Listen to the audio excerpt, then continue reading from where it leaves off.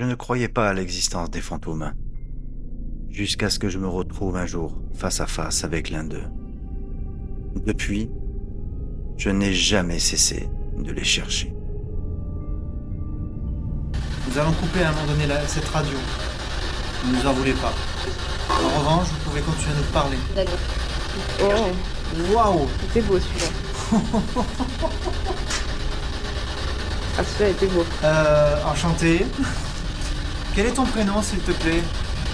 Celle qui vient de m'appeler à l'instant. Esteban. Esteban? Ouais, je comprends. Esteban. Stella, ouais. Stella. C'est Stella. Esprit. T'as entendu? Esprit. Je m'appelle Dan. IRP13 vous souhaite la bienvenue dans nos enquêtes.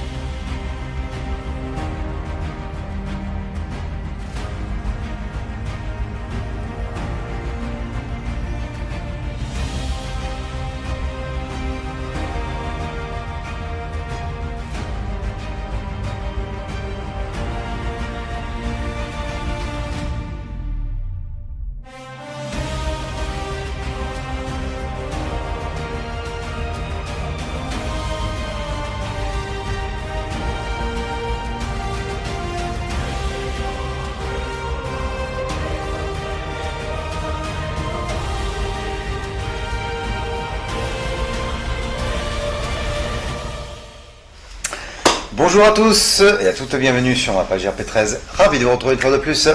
Je vous avais promis quelques séquences vidéo de cette Knife Force Pro. Ici, petite image, pourquoi pas. Pour vous montrer un peu qualité d'image qui est totalement différente quand on est en intérieur dans une pièce et à l'extérieur. Profitant quand même de nombreux réglages qu'il y a dessus, c'est un réglage très puissant, entre autres. Je ne sais pas si vous allez bien voir parce que j'ai un petit problème de contre-jour, mais franchement il y a donc plusieurs intensités d'infrarouge et ce qu'on appelle le lunar sight, en fait vous savez, c'est on intensifie la luminosité comme par magnificence, ça s'appelle ça, en fait ça emmène encore beaucoup plus de lumière. Alors vu que là on cherche forcément le 54 degrés de vision, donc le fameux FOV, large champ de vision, très très pratique, c'est surtout pour ça que j'ai choisi ce modèle là. Bien sûr évidemment il existe des modèles en 2K, Ultra HD et tout ça, à savoir que plus l'image est nette, plus ça travaille, le capteur donc travaille énormément. C'est vrai que en termes aussi de consommation de batterie, ça y fait, c'est toujours pareil. Plus on veut de la qualité et plus ça tire sur l'électronique de toute façon. Là je vais simplement vous montrer. Je vous avais déjà montré il me semble, mais là je vous laisse un peu. Alors évidemment, selon la résolution aussi, on verra peut-être moins de grains numériques sur un téléphone portable ou sur un ordinateur selon la résolution de votre écran. Ce qu'on appelle le bruit de chrominance et de luminance, la taille du grain et la couleur du grain. C'est ce qu'on appelle le bruit numérique. Donc c'est vrai que on arrive quand même à faire la différence, on voit quand même, c'est sûr, c'est pas le top du top. Mais moi, ce qui m'a surtout intéressé, c'est justement cette vision. On marche avec, on peut courir avec. Vous avez les obstacles devant vous, vous pouvez justement les décerner, enfin les voir avant quoi, bien sûr. Il existe des jumelles à 10 degrés de FOV, donc très rapprochées. Donc là, la netteté, vous l'aurez au loin, c'est certain. Mais par contre, vous ne pouvez pas marcher avec. Je vous le dis parce que vous avez une mauvaise appréciation de l'environnement. Et je sais, je me suis déjà cassé la tronche plusieurs fois. Donc là, je vous montre un peu vite fait, en extérieur ce que ça donne. Donc on a des colorimétries, des filtres. Selon les filtres, ça a tendance à décupler un peu. Mais c'est vrai que quand on se rapproche un peu plus, d'une distance de 2 mètres, voire 3, l'image est plus nette par contre. Exemple. Regardez la différence, vous avez vu? Là on est un peu plus net. Bon là c'est du verre inversé, style effet négatif. Vous voyez, donc là on est en 60 fps. Déjà. Là, j'avais coupé, je rallume. Là, j'avais été chez un pote pour faire une différence au niveau urbain.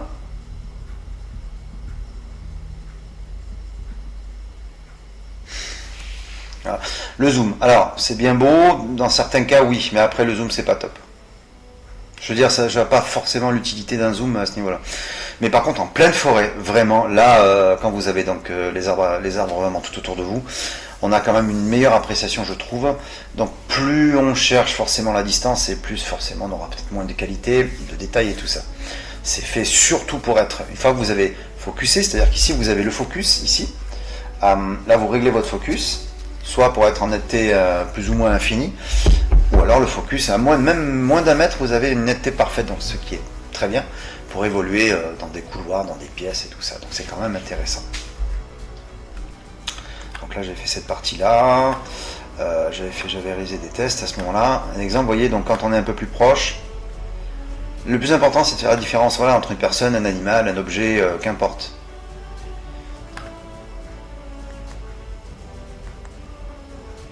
Après, rarement, vous savez, les lunettes de type militaire, donc PVS 31 et tout ça, bon, forcément c'est la qualité militaire, c'est autre chose. Vous avez vu quand on en passe à l'intérieur, de suite, c'est parce qu'il y a moins de travail à fournir au niveau de la qualité d'image.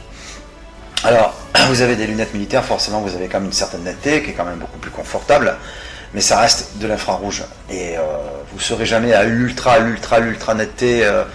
Voilà, au point de voir les iris d'un œil, non, ça c'est impossible. Même des lunettes à 9 000 ou 12 000 euros, parce que bien sûr, quand on met le prix, comme on dit, on a ce qu'il faut quand on met le prix, c'est évident.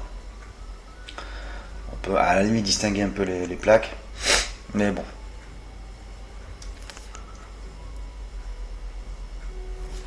Enfin voilà. Comme vous avez pu le constater, du coup, j'avais décidé, donc, vu le titre de la vidéo, se servir d'une lunette monoculaire nocturne pour des enquêtes paranormales. Pourquoi pas? Parce qu'on a de l'infrarouge, évidemment, c'est le même principe.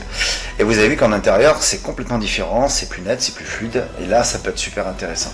Soit l'utiliser en sangle de tête, comme je le posais, je l'emmène souvent sur moi, soit la poser sur le trépied, vous pouvez. Voilà, alors pourquoi pas utiliser ce matériel aussi pour faire une petite enquête. Je pense que je vais l'emmener quand j'irai à Saint-Jean-d'Alens. Et puis on va voir un peu ce que ça va donner. Je ne serai pas déçu, je le sais. En tout cas, moi cette lunette, c'est mon choix, c'est de tourner surtout vers le champ de vision beaucoup plus élargi, de proposer du 20 degrés, 30 degrés, 40 degrés. Et vous savez, alors l'explication c'est que en gros, en tant que photographe, ex-photographe pro, on va partir du principe qu'on a à peu près un champ visuel d'à peu près 50 mm. 50 mm d'un objectif photo qui va vous restituer plus ou moins parfaitement ce que vous voyez en temps normal. Sauf qu'on a quand même l'acuité visuelle par rapport à l'acuité visuelle périphérique. Mais de 50 à 54 degrés en quelque sorte, j'ai fait un comparatif en regardant dans la Night Fox, plus mon œil gauche à ouvrir, et quand j'ai fait fermer les deux, pour en fait faire une balance entre les deux. Et si je prends n'importe quoi, exemple mon VTT, mais j'ai en fait la même taille plus ou moins. Vous voyez ce que je veux dire? C'est la même proportion. Donc ça correspond bien par rapport à cette acuité visuelle, je veux dire par rapport à 54 degrés. Donc c'est pour ça que je me suis dit pourquoi pas. Pourquoi pas, on va l'utiliser sur cette enquête et puis ça peut être intéressant je pense. Alors l'enquête va se dérouler sur plusieurs prises d'image. J'aurai la DCR qui est ici. J'ai fait un petit système pour emmener une lampière, donc un booster infrarouge. C'est très pratique. Je sais que la qualité c'est pas la même chose aussi, mais elle fait quand même bien son taf, c'est le plus important. Ce sera soit du facecam et il y aura mes deux caméras de chasse donc en travail, comme je l'avais déjà expliqué. Une qui sera à l'intérieur de cette bâtisse, une qui va me filmer plus ou moins 3/4 avant, 3/4 arrière. Donc la DCR 32 que j'aurai avec moi, et j'aurai celle-ci sur ma tête que je vais utiliser aussi, et je ferai donc une composition d'images, des incrustations vidéo sur 2-3 plans, enfin on verra, voilà, donc ça va être pas mal du tout quand même. Donc il y aura forcément en détection automatique, j'ai le mode photo vidéo, ça prendra les vidéos et ça prendra les photos, ce qui serait pas mal. Pourquoi? S'il y a un passage d'entité, tac tac tac, rafale de 3 photos, je crois que c'est 3 ou 5 ou 9 sur ces caméras de chasse. Je vous montre le modèle, c'est celle-ci de toute façon, parce que là je suis en train de Je suis en train de recharger les piles rechargeables et j'ai fait un test donc chez moi. Je vous hop, ben voilà la vidéo. Voilà, j'ai fait un test dans mon petit salon et voilà ce que ça donne.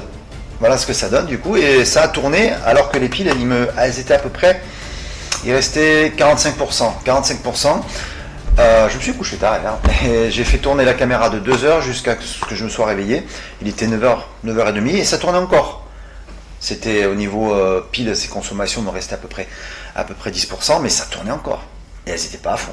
Donc la petite antenne Wi-Fi qui va bien, c'est ce qui me permet de raccorder le téléphone. Et l'application, je crois que je vous l'avais montré, je sais plus. Voilà. En fait, voilà ce que ça donne. Regardez.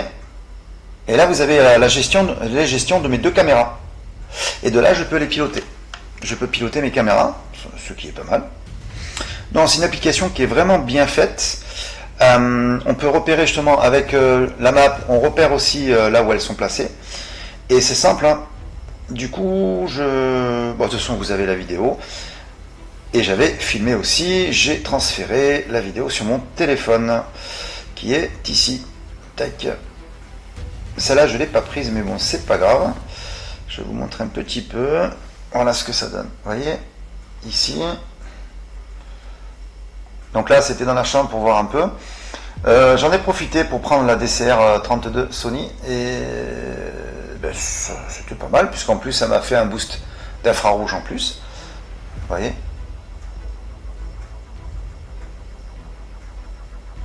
En gros, ça donne ça. En gros, ça donne ça. J'ai fait un petit passage à un moment donné. Tac, je suis là, voilà, je suis là dans la chambre. Je vous montre un peu vite fait. Non, franchement, hein, regardez, ça rajoute ça, c'est l'infrarouge en plus de ma caméra Sony. Alors, au niveau des enquêtes, ce sera le même principe. Il y aura du fixe. Du fixe et en mouvement, très important. Parce que justement, c'est ce qui permet de pouvoir contrôler mon matériel, à me rendre dans les pièces. S'il se passe quelque chose, on y va. Il y aura les outils de captation, soit prise PVE, et ainsi de suite. Je rappelle une fois de plus que qu'importe ce qu'on peut dire sur les outils de captation tels que Decter K2, REM Pod, c'est parti, je vous remets les images de toute façon. Qu'importe, ce qui compte, c'est que j'aime utiliser ce genre de matériel. Sans pour autant prouver quoi que ce soit, je répète. Mais ça peut. Il y a eu des vidéos de débunkage sur le K2 et le REM Pod, ce que j'ai compris parfaitement. C'était très bien développé ce sujet, c'est tout à fait normal. On ne va pas interpréter la réaction de ces 2 derniers pour de multiples raisons, bien sûr, et des explications rationnelles et naturelles. Surtout en intérieur, c'est bourré d'électricité. Par rapport au téléphone, apparemment par rapport aux caméras ou aux caméscopes. Jusque là, moi les caméscopes, si j'utilise mes détecteurs, je m'arrange toujours pour les éloigner du caméscope. Sait-on jamais. Le téléphone, je le coupe complètement, donc il n'y a pas de mode avion et toutes ces conneries. Le mode avion, j'y crois pas. Ça, j'y crois pas. Moi, je préfère montrer, quand on ira à Saint-Blaise, je couperai le téléphone complètement. Je vous indiquerai l'heure en disant, voilà, début de l'enquête, telle heure, boum, et ensuite je le coupe et je vous montrerai en direct. De là, il va soit dans la poche, soit ailleurs. Et vous verrez qu'avec mes mains, que je mets toujours mes mains apparentes, pour pas qu'on me dise oui, autant tu actionnes un bouton ici et ça. Alors ça, je peux pas. Parce que malheureusement, c'est ce qu'il y en a qui font. Malheureusement. Voilà comment ça va se dérouler. Donc les images que vous avez pu voir sur les caméras de chasse. Donc c'était à peu près tout. Moi j'en suis super content. Franchement, un régal. Ça va sur un casque tactique militaire comme j'ai. Je m'en suis servi pour un entraînement militaire. Ben, ça a bien marché. En attendant, les collègues, ils étaient bluffés. Ils étaient assez bluffés par rapport... Bon, évidemment, quand on a les lunettes PVS 31, c'est autre chose. C'est autre chose, mais le principe est que dans l'évolution, quand on a au moment de la simulation, style prise d'otage et tout ça, ben, je voyais quand même, je pouvais évoluer, avancer, j'avais quand même une assez bonne perception visuelle, de toute façon. Hormis le fait que c'est pas la même qualité d'image, mais c'est pas grave. Les collègues étaient quand même bluffés, ils ont quand même reconnu que c'était quand même un joli petit matos, quoi. Enfin voilà. Et encore, il y a la Nightfox Pro 2 avec une amélioration de la netteté de l'image. Ça existe, hein, c'est pas le même prix. Elle est un peu plus grosse par contre. On m'a demandé aussi si on pouvait en mettre 2 sur un casque. Oui, on peut. Il existe une patte qui est beaucoup plus longue. Alors c'est compliqué, j'ai une très mauvaise lumière, je suis vraiment désolé. Donc là, je vais lever ça. Ici, on a une patte en fait un peu plus longue, d'accord. Et vous pouvez mettre 2 modèles, le même modèle comme ça. Donc ça vous fait 2. à savoir que c'est un peu plus lourd. Déjà que celle-là fait 254 grammes ou 255 grammes. Bon ben en deux, à deux ça fait quand même un poids de 510 grammes, c'est un peu lourd, je trouve. Voilà.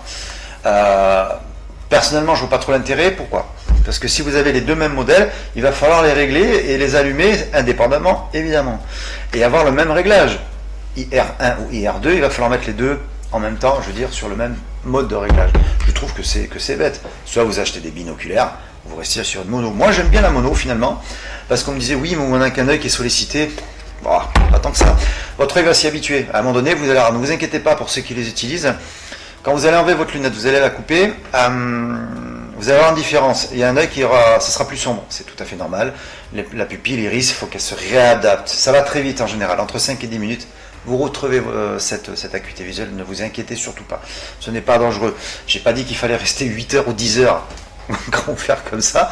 En général, on a besoin de se repérer, de repérer quelque chose, de quelqu'un, n'importe quoi. Et de là, vous faites ce que vous avez à faire, ou comme pour l'airsoft, c'est la même chose. Bien que je pense qu'ils ont un peu travaillé au niveau de ce confort-là, pour pas qu'il y ait une trop forte, je dirais, influence à ce moment-là, ou une sorte de pollution lumineuse beaucoup trop forte pour l'œil. Après, c'est toujours pareil, ça reste de l'infrarouge, même avec une binoculaire, vous verrez que ça y joue énormément sur les yeux de toute façon. Voilà, alors écoutez, c'était un peu plus rapide quand même que prévu, donc je vous remercie d'avoir regardé. On se retrouve très bientôt, je vais pas tarder à vous annoncer justement la date à laquelle je vais faire cette enquête, enfin, parce que maintenant, bon, j'avais plus de voiture, enfin du moins j'avais des soucis, je suis véhiculé de nouveau.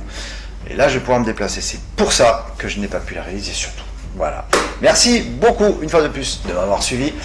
Merci Jackie, petit commentaire sympa. Je te remercie beaucoup, ça fait plaisir. Et puis donc un petit coucou.